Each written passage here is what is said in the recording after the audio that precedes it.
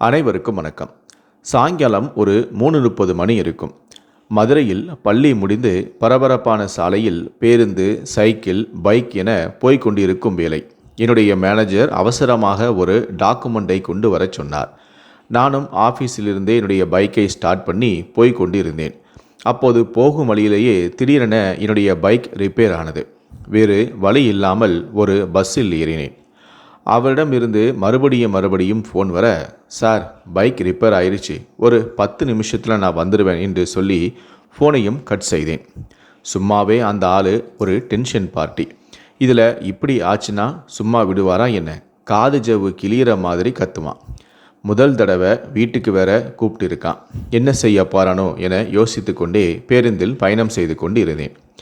இன்னைக்கு நாளே சரியில்லைன்னு நொந்துக்குள்ள பஸ் அடுத்த ஸ்டாப்பில் நிற்க, தேவதை மாதிரி ஒரு பொண்ணு பஸ்ஸில் ஏறுது. படியில் ஏறும்போதே அவள் கண்கள் என் கண்ணை ஒரு சில நொடிகள் பார்க்க, நான் அப்படியே மெய்மறந்து அவளை பார்த்தேன். ஆனால் அவளோ கண்களை வேறு பக்கமாக திருப்பி கொண்டாள். பஸ்ஸின் கம்பியை பிடித்து கொண்டு கொஞ்சம் தள்ளியே நின்றாள். அப்போதுதான் நான் கவனித்தேன், நெற்றி வகுடில் குங்குமமும் கழுத்தில் தாலி செயினும் இருந்தது. கல்யாணமான பொண்ணா என எனக்கு நானே நொந்தும் கொண்டேன். அடுத்தடுத்த ஸ்டாப்களில் கூட்டம் கொஞ்சம் கொஞ்சமாக ஏற அவள் கொஞ்சம் கொஞ்சமாக என் பக்கத்தில் வந்து நின்றாள். நம்மால் ருசிக்கத்தான் முடியாது, அட்லீஸ்ட் ரசிக்கலாமே என என் பக்கம் இருக்கும் அவளை ரசிக்க நான் ஆரம்பித்தேன். சும்மா சொல்லக்கூடாது. ஒரு 5.5 அடி நீளம், உயரம், கொஞ்சம் மாநிறம், ஒரு பவர்ஃபுல்லான கண்கள், நல்ல நீளமான முடி, நம்ம மதுரை பொண்ணுங்களுக்கே உரிதான அந்த அழகான சின்ன மூக்குத்தி, கொஞ்சமான மேக்கப், கழுத்தில் ஒரு தாலி செயின், அப்புறம் இன்னொரு செயின், எடுப்பான ஒரு சேலை, அதுவும் ரொம்ப நல்லா, கொஞ்சம் கூட இடுப்பு தெரியலை, காலில் சலங்கை போல ஒரு கொலுசு. கண்டிப்பாக புதுசாக கல்யாணமான பொண்ணாக தான் இருக்கும் என்று நானும் நினைத்து கொண்டேன். எவனுக்கு கொடுத்து வச்சிருக்கோன்னு எனக்கு நானே நொந்து கொண்டு இருக்கும்போது அவளுடைய கண்கள் ஒரு தீயை போல ஒரு பார்வை அந்த பக்கம் இருந்தவனை முறைக்க, என்ன என்று நானும் எட்டி பார்க்க பயங்கர கோபம். ஒரு 40 வயது மதிப்புள்ள ஒருவன் அவளிடம் சில்மிஷம் பண்ண ட்ரை பண்ணிக்கிட்டு இருந்தான். எனக்கோ சரியான கோபம் வந்து விட்டது. நான் அவளிடம், கொஞ்சம் இந்த பக்கம் வாங்க, நான் பார்த்துக்கிறேன்னு சொல்ல, மறுபடியும் என்னை அவள் பார்த்தபடி இந்த பக்கமும் வந்தாள். நான் அவன் பக்கம் போனதுமே அவன் கொஞ்சம் பயத்தில் நின்றான். மெல்ல அவனுடைய விரலை பிடித்து மடக்கினேன். அவனோ வலியில் துடித்தாலும் சத்தமோ கோபமோ பட முடியாமல் இருந்தான். சார் விட்டுருங்க சார், இனி இந்த மாதிரி பண்ண மாட்டேன் சார், ப்ளீஸ் சார், யாராவது பார்த்தா மானமே போயிடும், விட்டுருங்க சார் என கெஞ்சினான். இனி எங்காவது இப்படி நீ பண்ணுறதை பார்த்தேன் என்று யாருக்குமே கேட்காதபடி அவனை கண்டித்து அங்கிருந்து அனுப்பினேன். இவ்வளோ சீன் போட்டும் அவளோ ஏதுமே நடக்காதது போல அடுத்த ஸ்டாப்பில் இறங்கி போய்விட்டாள். ஆனால் இறங்கி மறுபடியும் என்னை ஒரு பார்வை பார்த்தாள். நான் அந்த பார்வையிலேயே திருப்தியும் அடைந்தேன். அப்போது மறுபடியும் எனக்கு மேனேஜரிடமிருந்து ஃபோன் கால் வந்தது. எங்கடா இருக்க என்று கேட்டாள். சார், வள்ளுவர் காலனி 3rd ஸ்டாப்பில் இப்போ தான் நான் கிராஸ் பண்ணுறேன் என்று சொன்னேன். அட ஃபுல், நீ அங்கே தாண்டா இறங்கணும், இறங்கி வா, நான் வாட்ஸ்அப்பில் லொக்கேஷன் அனுப்புகிறேன், வீட்டுக்கு வா, உன்னையெல்லாம் வச்சுக்கிட்டு ஒன்றுமே பண்ண முடியாது, இடியட் என்று சொல்லி ஃபோனையும் கட் செய்தார். அந்த நேரம் பஸ் கொஞ்சம் ஸ்டார்ட் ஆக ரன்னிங்கில் நான் இறங்கி அவர் அனுப்பிய லொக்கேஷனை பார்த்து சரியாக அவரது வீட்டையும் கண்டுபிடித்து காலிங் பெல்லையும் அழுத்தினேன். கதவை திறக்கும் சத்தம் கேட்டது. அவர்தான் என நான் நினைத்து கொண்டிருந்தேன். கதவை பார்த்தபடியே நானும் நின்று கொண்டிருக்க கதவும் திறந்தது. அதிர்ச்சியுடன் பார்த்தேன். வேறு யாரும் அல்ல, பஸ்ஸில் பார்த்த அதே பொண்ணுதான். அவளுக்கும் அதே அதிர்ச்சி தான். யாருமா அது? சுதன் தானே என்று உள்ளிருந்தே குரல் கேட்டது. சார், நான் தான் சார் என்று உள்ளே அவளை தாண்டி நானும் சென்றேன். சாரி சார், பைக் ரிப்பேர் ஆச்சு, அதான் லேட் ஆயிடுச்சு என்று நான் சொன்னேன். நீ எல்லாம் கரெக்ட் டைமுக்கு வந்தாதாண்டா ஆச்சரியமாக பார்க்கணும், உன்னையெல்லாம் வச்சு ஒன்றுமே பண்ண முடியாது, ஆள் மட்டும் 6 அடிக்கு மேலே இருந்தால் என்ன புண்ணியம், அறிவு இருக்கணும்ல என என்னை கண்டபடி திட்டினார். ஆஹா, அந்த பொண்ணு முன்னாடியே இப்படி கேவலப்படுத்துகிறானே என நானும் நினைத்து கொண்டேன். அவ பக்கம் திரும்பாமல் சும்மா வீட்டை சுற்றி பார்த்துக்கிட்டே நானும் இருந்தேன். அப்போது வீட்டுக்குள் உள்ளே இருந்து ஒரு குட்டி பையன், ஒரு 3 வயசு இருக்கும், அப்பா அப்பா அப்படின்னு ஓடி வந்தான். அப்பா வேலையில் இருக்கேன்டா, உள்ளே போய் விளையாடு, இங்கே வா, என்னடி பார்த்துக்கிட்டு இருக்க, இவனை உள்ளே தூக்கிட்டு போ என தன்னுடைய மனைவியையும் கத்தினார்.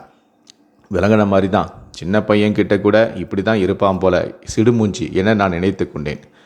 சரி சார், நான் கிளம்புறேன், பைக் ரோட்டில் வேற போட்டுட்டு வந்துட்டேன், போய் அதை சரி பண்ணிவிட்டு ஆஃபீஸ் வர போகிறேன் என்று சொல்லிட்டு நானும் கிளம்பினேன். கிளம்பும் போதும் அவள் வந்து மெயின் கதவை லாக் செய்தாள். மறுபடியும் அவள் மந்திர கண்களை பார்த்துவிட்டு அங்கிருந்து நானும் கிளம்பினேன். இவர் தான் என்னுடைய புது மேனேஜர். என் கம்பெனியில் சேர்ந்து 2 மாதம்தான் ஆகுது. ஆள் சரியான சிடுமூஞ்சி. ஆனால் அந்த ஆள் பேசியது கொஞ்சம் கூட என் மனசில் இல்லை. மனசு முழுவதுமே அவருடைய பொண்டாட்டி தான். அப்படியே நாட்களும் செல்ல வாரத்திற்கு 1 அல்லது 2 முறை அவர் வீட்டுக்கு செல்வது வழக்கமாக மாறியது. போகும்போதெல்லாம் அவளை கண்களாலேயே நான் கற்பழிப்பது வழக்கம்.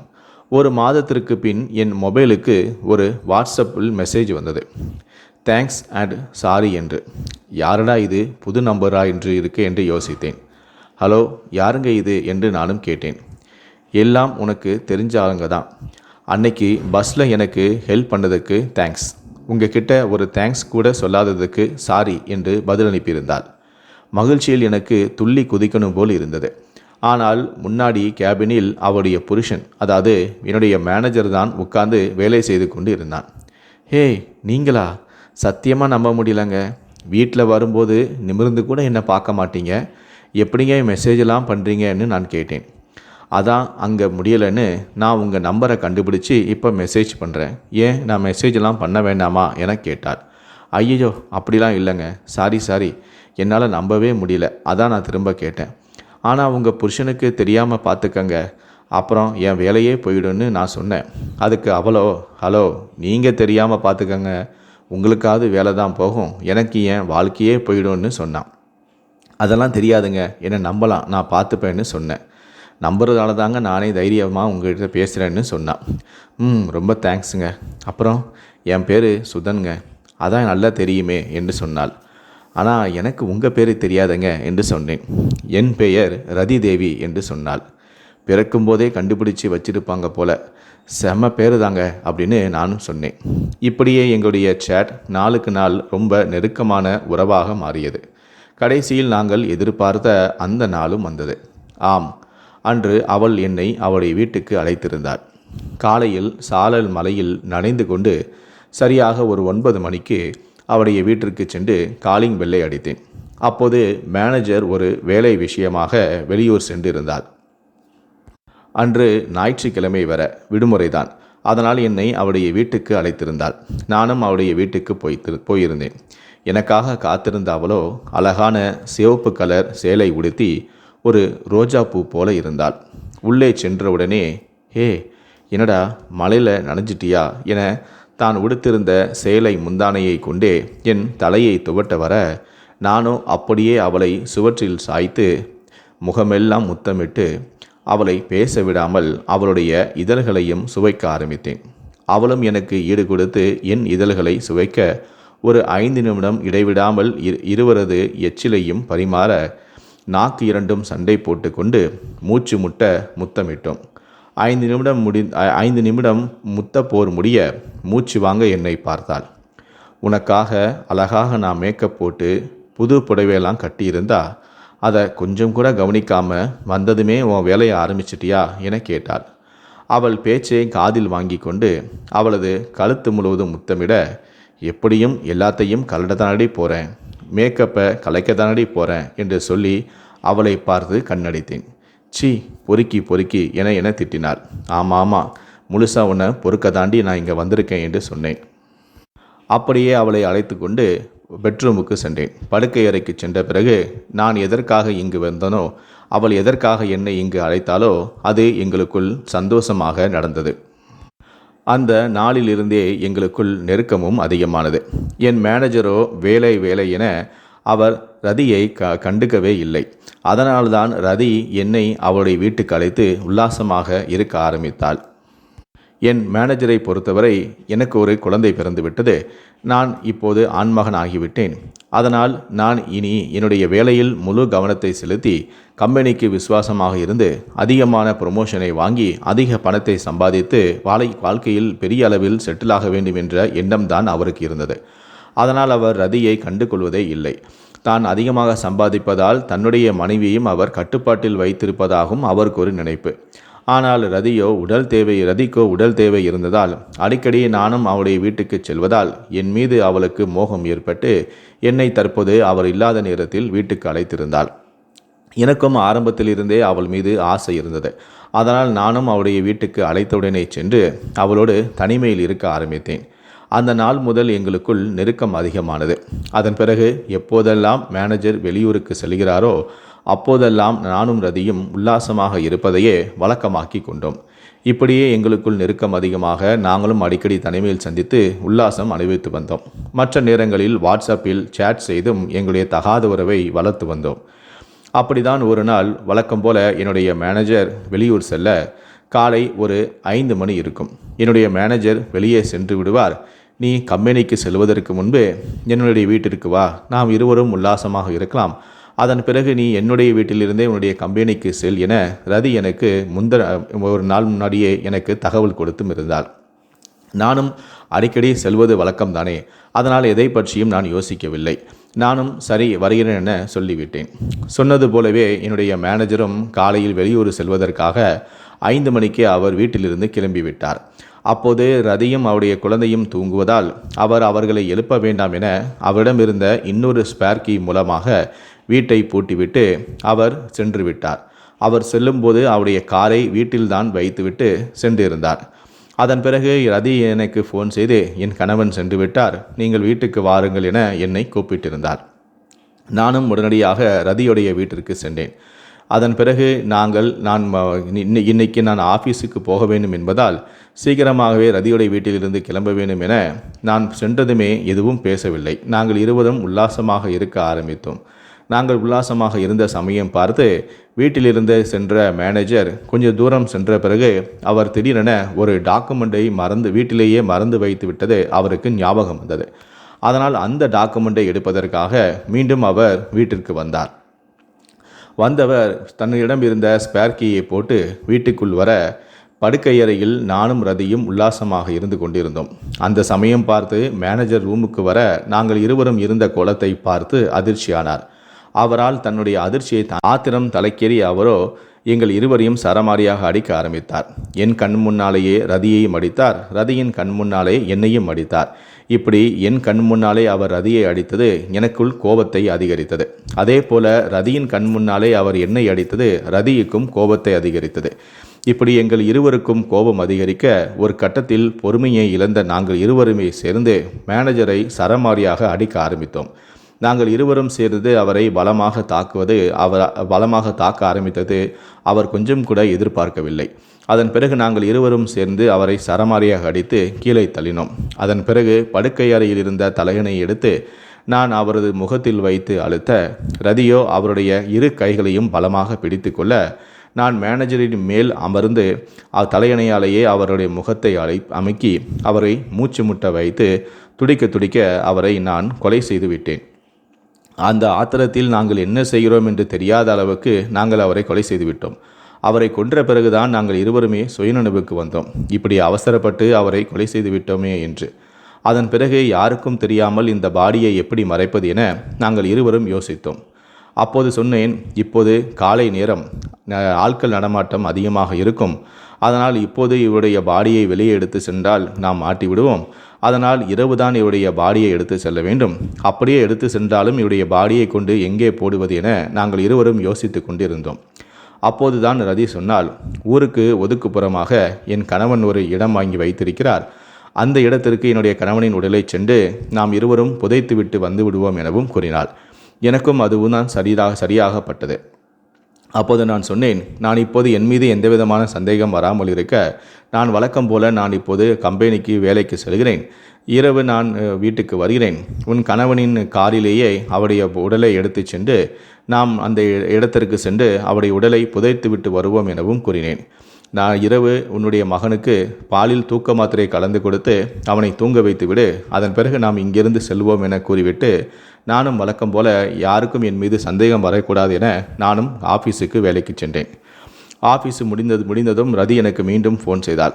ஆஃபீஸ் முடிந்ததா, வீட்டுக்கு வருகிறாயா எனவும் கேட்டாள். ஆமாம், நானும் முடிந்து விட்டது, நான் இப்போது உன்னுடைய வீட்டுக்கு தான் வருகிறேன் என அவளுக்கு ஃபோனிலேயே நானும் பதிலும் சொன்னேன். அதன் பிறகு அவருடைய வீட்டுக்கு சென்று ஒரு சாக்கு பையில் அவருடைய மேனேஜருடைய உடலை கட்டி அவருடைய காரிலேயே அங்கிருந்து நாங்கள் கிளம்பினோம். அதன் பிறகு என்னுடனே ரதியும் வந்திருந்தாள். அதன் பிறகு அவர்கள் வாங்கிய அந்த இடத்திற்கு என்னை அழைத்து சென்றாள். அதன் பிறகு அங்கு நாங்கள் ஒரு குழியை தோண்டி மேனேஜருடைய உடலை புதைத்துவிட்டு எதுவும் தெரியாதது போல மீண்டும் நான் வீட்டுக்கு வந்து ரதியுடைய வீட்டில் விட்டுவிட்டு காரையும் அங்கே பார்க் செய்துவிட்டு எதுவும் தெரியாதது போல நானும் என்னுடைய வீட்டுக்கு வந்துவிட்டேன். ஒரு 2 நாள் இருக்கும். அதன் பிறகு ரதியுடைய மாமனார் ஃபோன் செய்து, என்னம்மா, ஏன் பையன் எந்த விதமான ஃபோனும் எனக்கு பண்ணவே இல்லை, டெய்லி ஃபோன் பண்ணுவானே, நானும் இப்போது ஃபோன் பண்ணினாலும் ஃபோன் சுவிட்ச் ஆஃப் என வருகிறதே எனவும் கேட்டார். அப்போது ரதியோ அவர் வேலை விஷயமாக கம்பெனியிலிருந்து அவரை வெளியூருக்கு அனுப்பியிருக்கிறார்கள், அவர் வெளியூருக்கு சென்றிருக்கிறார், ஒருவேளை வேலையில் பிஸியாக இருப்பதால் தான் ஃபோனை சுவிட்ச் ஆஃப் செய்து விட்டாரோ என்று தெரியவில்லை, நானும் அவருக்கு முயற்சி செய்ய பார்த்தேன், ஆனால் அவர் ஃபோன் சுவிட்ச் ஆஃப் என்று தான் வந்தது, அதனால் நான் அவருக்கு வாட்ஸ்அப்பில் மட்டும் மெசேஜ் அனுப்பியிருக்கிறேன் என்று சொல்லி எப்படியோ சமாளித்து விட்டாள். ஆனால் 1 வாரமாகியும் அவரை பற்றிய எந்தவிதமான தகவலும் கிடைக்கவில்லை. இதனால் அவருக்கு ரதியின் மீதே சந்தேகமும் ஏற்பட்டது. உடனடியாக அவர் போலீஸ் ஸ்டேஷனுக்கு சென்று புகார் அளித்து விட்டார். என் பையன் வேலை விஷயமாக வெளியூர் சென்றான், ஆனால் மீண்டும் வரவில்லை, என்ன ஆச்சோ ஏதாச்சோ தெரியவில்லை, செல்போனும் சுவிட்ச் ஆஃப் என வருகிறது என அவரும் புகார் அளித்தார். அதன் பிறகு இந்த புகாரின் அடிப்படையில் போலீசார் ரதியுடைய வீட்டிற்கு வந்து அவரிடம் விசாரணை மேற்கொண்டார்கள். அப்போது ரதியோ அவர் சென்று 1 வாரமாகிவிட்டது என கூற, 1 வாரமாகியும் நீங்கள் ஏன் வந்து புகார் அளிக்கவில்லை என கேட்டார்கள். என் மாமனார் தான் புகார் அளிப்பதாக சொன்னார், அதனால்தான் நான் புகார் அளிக்கவில்லை என்று ரதி போலீசாரிடம் கூற, ரதியுடைய இந்த பதிலானது போலீசாருக்கு சந்தேகத்தை ஏற்படுத்தியது. அதன் பிறகு போலீசார் ரதியுடைய செல்போன் நம்பரை வாங்கி சென்று அதனை ஆய்வும் செய்தனர். அதே சமயம் அவர் சென்ற அன்று என்ன நடந்தது என தெரிந்து கொள்ள பக்கத்து வீட்டில் பொருத்தப்பட்டிருந்த சிசிடிவி காட்சிகளையும் கைப்பற்றி போலீசார் ஆய்வு செய்தனர். போலீசார் சிசிடிவி காட்சிகளை கைப்பற்றி விட்டார்கள், ரதியுடைய செல்போனையும் ஆய்வு செய்கிறார்கள் என தெரிந்தவுடனே எனக்கு பேரதிர்ச்சியாக இருந்தது. அப்படியென்றால் கிட்டத்தட்ட நாம் மாட்டிவிட்டோம் என்பது எனக்கும் உறுதியாகிவிட்டது. நான் நினைத்தது போலதான் நடந்தது. போலீசாரும் பக்கத்து வீட்டிலிருந்த சிசிடிவி காட்சிகளை கைப்பற்றி ஆய்வு செய்தபோது சரியாக காலை 5 மணிக்கு மேனேஜர் வீட்டிலிருந்து சென்ற காட்சிகளும், அதன் பிறகு நான் வீட்டுக்கு சென்ற காட்சிகளும், நான் சென்ற கொஞ்ச நேரத்திலேயே மேனேஜர் மறுபடியும் வீட்டுக்கு வந்த காட்சிகளும் அதில் பதிவாகியிருந்தது. ஆனால் அதன் பிறகு மேனேஜர் வீட்டிலிருந்து வெளியே வரவில்லை என்பதும் சிசிடிவி காட்சிகள் மூலமாக போலீசார் உறுதிப்படுத்தினர். ஆனால் நான் மட்டும் அங்கிருந்து கிளம்பியதும் அதில் பதிவாகியிருந்தது. இப்படி அந்த சிசிடிவி காட்சியை பார்த்ததுமே போலீசார் கிட்டத்தட்ட என்ன நடந்தது என்பதை புரிந்து கொண்டனர். அது மட்டுமல்ல, ரதியுடைய செல்போன் நம்பரை வச்சு போலீசார் ஆய்வு செய்யும்போது ரதி எனக்கு அடிக்கடி ஃபோன் செய்திருந்ததும், நானும் அவளும் அடிக்கடி வாட்ஸ்அப்பில் பேசியிருந்ததும், வாட்ஸ்அப் வீடியோ கால் பேசியிருந்ததும், அது மட்டுமல்ல சம்பவத்தன்று ரதி காலையிலேயே எனக்கு ஃபோன் செய்ததும், மாலையும் எனக்கு ஃபோன் செய்ததும், அது மட்டும் இல்லை எங்கள் இருவருடைய ஃபோனும் எந்தெந்த லொக்கேஷனுக்கெல்லாம் சென்றது என்று வரை போலீசார் அனைத்தையும் கண்டுபிடித்து விட்டனர். அதன் பிறகு போலீசார் இந்த சிசிடிவி காட்சிகளையும் வைத்தும் அவர்கள் கலெக்ட் பண்ண இந்த டேட்டாவை வைத்தும் ரதியை காவல் நிலையத்துக்கு அழைத்து சென்று தங்களுடைய பாணியில் கிடுக்குப்பிடி விசாரணை மேற்கொள்ள பயந்து போன ரதியோ அனைத்து உண்மைகளையும் ஒத்துக்கொண்டார். அவள் அளித்த வாக்குமூலத்தின் அடிப்படையில் போலீசார் என்னையும் கைது செய்தனர். அதன் பிறகு நாங்கள் இருவரும் சேர்ந்து குற்றத்தை ஒப்புக்கொள்ள எங்கள் இருவர் மீதும் கொலை வழக்கு பதிவு செய்து சிறையில் அடைத்து விட்டனர். மேனேஜரின் மனைவியின் மீது ஆசைப்பட்டதால் தற்போது நான் சிறையில் கம்பி எண்ணி கொண்டிருக்கின்றேன். என்னைப் போல நீங்களும் அடுத்தவனுடைய மனைவியின் மீது ஆசைப்படாதீர்கள். அது இதுபோல ஏதாவது ஒரு விபரீதமான விஷயத்தில் சென்றுதான் முடிவடையும். தயவுசெய்து கள்ளக்காதல் வேண்டாம். இந்த வீடியோவை பற்றிய உங்களுடைய கருத்துக்கள் என்ன அப்படிங்கிறத கீழே இருக்கக்கூடிய கமெண்ட் செக்ஷனில் மறக்காமல் சொல்லுங்கள். முடிந்த அளவுக்கு இந்த வீடியோவை மற்றவங்களுக்கும் ஷேர் பண்ணுங்கள். மேலும் இது போன்ற பல வீடியோக்களை பார்க்கணும் அப்படின்னு வச்சிங்கன்னா மறக்காமல் சேனலை சப்ஸ்கிரைப் பண்ணுங்கள். நன்றி, வணக்கம்.